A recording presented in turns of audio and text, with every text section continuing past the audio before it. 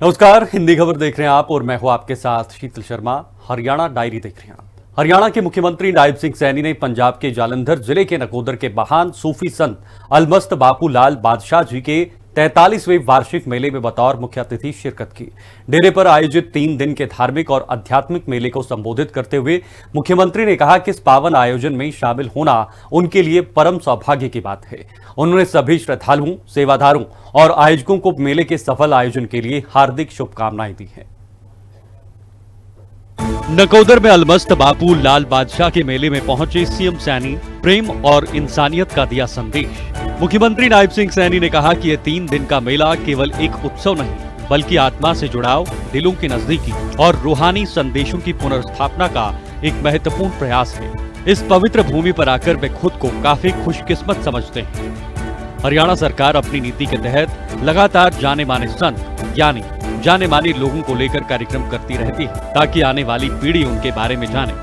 CM Nayab Singh Saini ने कहा कि ऐसे आयोजन समाज में प्रेम, भाईचारे और मानवता की भावना को मजबूत करते हैं तथा लोगों को आध्यात्मिक मूल्यों से जोड़ते हैं। हरियाणा सरकार भी इसी नीति पर चल रही है और विकसित हरियाणा के लक्ष्य की तरफ बढ़ रही है। सानू एक रास्ता प्रेम प्यार तो साथियों एकजुटता का रास्ता जिन्होंने सानू दिखाया है।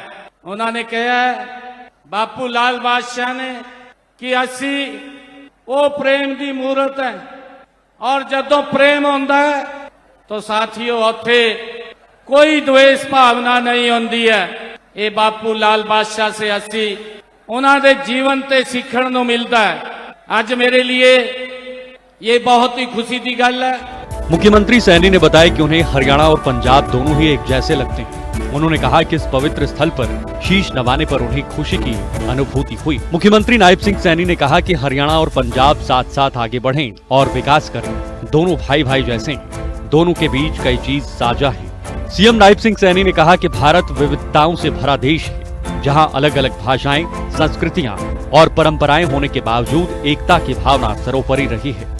इस विविधता को एकता के सूत्र में पिरोने का महान काम सूफी संतों ने किया। नकोदर की यह धरती केवल पंजाब की नहीं बल्कि पूरे भारत की सांस्कृतिक और आध्यात्मिक विरासत की अमूल्य धरोहर है। ये भूमि बुल्ले शाह, बाबा मुराद शाह और अलमस्त बापू लाल बादशाह जैसी महान रूहानी शख्सियतों से जुड़ी रही है। महान सूफी संत अलमस्त बापू लाल बादशाह का जीवन प्रेम, सेवा, समानता और इंसानियत की अद्भुत मिसाल है। उनके विचार आज भी समाज को आपसी सद्भाव, करुणा और मानव सेवा का संदेश देते हैं। मुख्यमंत्री ने कहा कि हरियाणा भी सूफी परंपरा से समृद्ध रहा है। जींद, हिसार, मेवात, पल्लवल, फरीदाबाद और पानीपत जैसे जिलों में अनेक पीर फकीरों की परंपरा आज भी लोगों की आस्था का केंद्र बनी हुई है।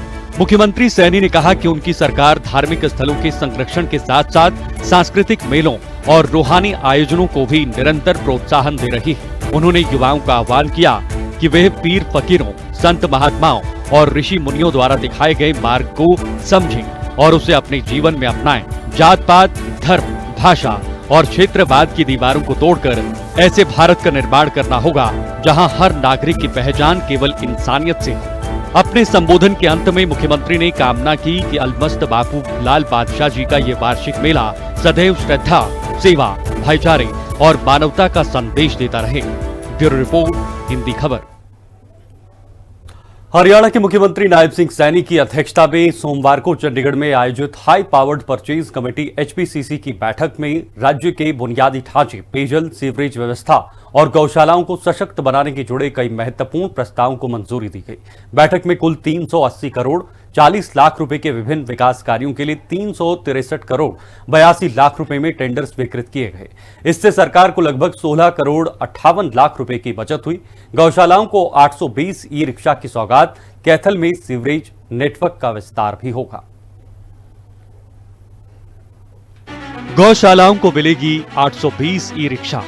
बैठक का सबसे महत्वपूर्ण निर्णय राज्य की गौशालाओं को आधुनिक सुविधाएं उपलब्ध कराने से जुड़ा रहा। मुख्यमंत्री सैनी ने कहा कि सरकार गौशालाओं को आत्मनिर्भर और सशक्त बनाने के लिए लगातार काम कर रही है। इसी उद्देश्य से 10 करोड़ 25 लाख रुपए की लागत से 820 ई रिक्शा खरीदने को मंजूरी दी गई। योजना के तहत 1000 तक पशुधन वाली गौशालाओं को एक और इससे अधिक पशुधन वाली गौशालाओं को 2-2 ई रिक्शा उपलब्ध कराए जाएंगे, जिससे पशुओं की देखरेख और चारा प्रबंधन में सुविधा होगी।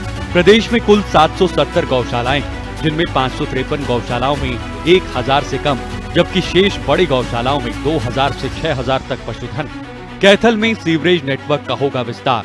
कमेटी ने कैथल शहर की कॉलोनियों में 12 करोड़ 87 लाख रुपए की लागत से नई सीवरेज लाइन बिछाने के प्रस्ताव को मंजूरी दी।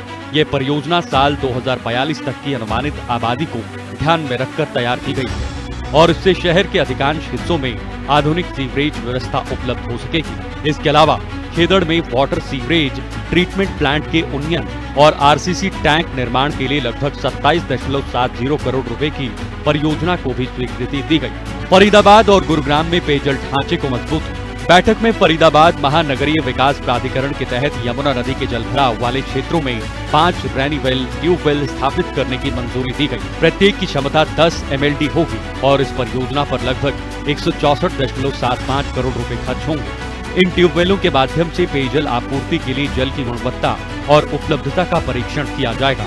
गुरुग्राम महानगरीय विकास प्राधिकरण के अंतर्गत गांव वसई में 1000 MLD क्षमता का दूसरा जलघर बनाने की भी स्वीकृति प्रदान की गई। इस परियोजना पर लगभग 149 करोड़ रुपए की लागत आएगी, जिससे तेजी से बढ़ती आबादी की पेयजल आवश्यकताओं को पूरा करने में मदद मिलेगी। समयबद्ध और गुणवत्तापूर्ण विकास कार्यों पर जोर।